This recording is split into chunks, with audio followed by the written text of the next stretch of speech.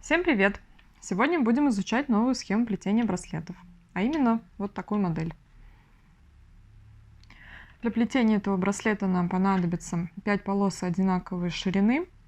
Я специально оставила 3 полосы со стороны бахтармы и 2 полосы с лицевой стороны, чтобы было более понятно, какую полоску куда мы переплетаем. Так, постараюсь снять максимально близко, чтобы было понятно само плетение. Приступаем. Поднимаем среднюю полоску. Просто отодвигаем ее вверх, она нам пока не нужна. Берем 2 крайние полосы и переплетаем. Сначала левую, потом сверху накладываем правую. Опускаем среднюю полосу.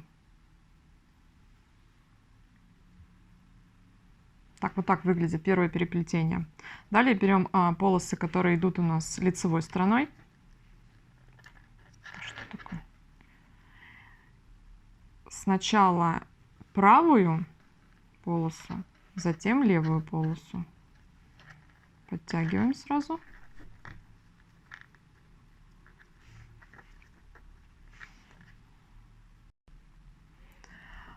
Первый, значит, крестик переплетения получился под средней полосой, второй крестик переплетения получился на полосе. Теперь снова поднимаем среднюю полосу вверх и переплетаем левая и правая. Опускаем серединку.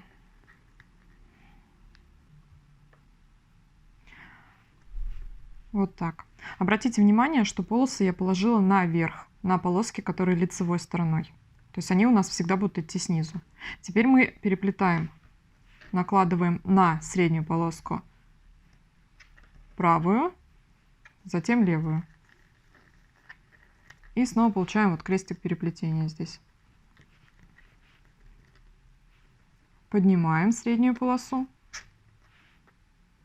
переплетаем левую, правую, опускаем среднюю полосу.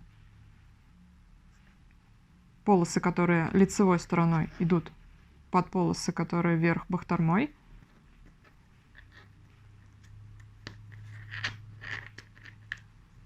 Правая накладывается, левая накладывается. Просто периодически все это подтягиваем вверх, чтобы плетение более аккуратно выглядело. Так.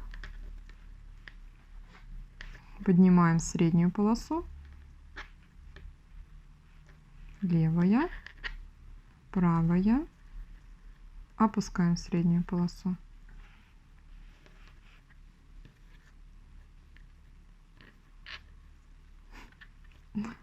Правая, лицевая.